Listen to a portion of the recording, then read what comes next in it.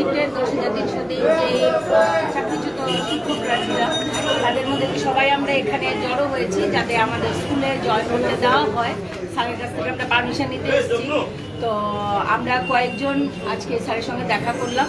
ওখানে স্যারকে আমরা আমাদের সমস্ত আরটিআই এর যারা যারা আরটিআই করেছিল, যাদের আরটিআই রিপোর্টগুলো এসছে, যারা যেই মূলে আমাদের টার্মিনেট করা হয়েছিল যেই এসএলপির আন্ডারে, ওই এসএলপির আন্ডারে আমরা নথিভুক্ত আছি কিনা, আমরা মেম্বার কিনা, তো ওইখান থেকে কোর্টের রিপোর্ট আসে যে আমরা ওটার পার্টি না, যারা যারা আরটিআই করেছে।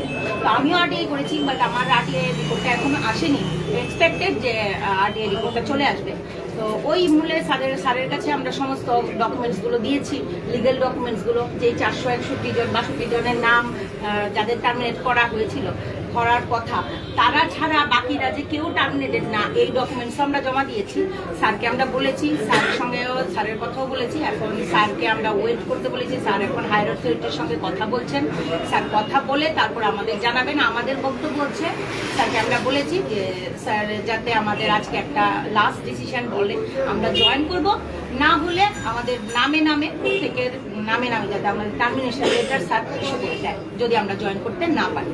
So in that case, everybody, আমরা এখানে we are waiting for the decision of our DO that he used to give us the permission to join our post, or he used to give us the individual termination letter that we are not the candidate or teachers of the particular schools.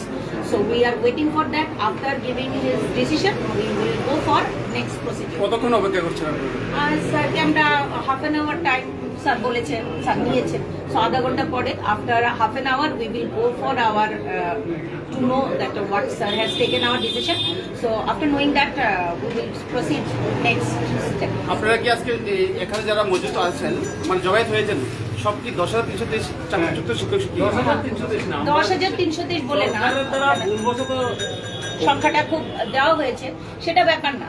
প্রশ্নটা হচ্ছে যারা আমাদের চাকরি, আমাদের 10,323 বলে একটা ভুয়া খবর পাঠিয়ে একটা এসএলপির আন্ডারে, যেই এসএলপির আন্ডারে আমি নথিভুক্ত নই, তারপরে আমাকে টার্মিনেট করা হয়েছে যে শিক্ষকরা, আমরা তারাই।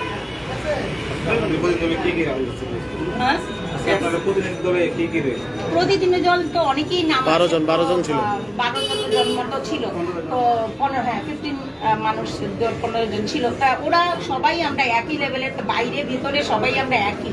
তো এটার মধ্যে এরকম কোনো কিছু নেই যে কেউ সংগঠন হয়ে আসছেন না, শুধুমাত্র না, সব একত্র, কোনো সংগঠন বিশেষ আমরা কেউ আসিনি। We are victims. We come over for rescue our service. So we are here for our rights, whatever we are having. So we are waiting for this one. Thank you.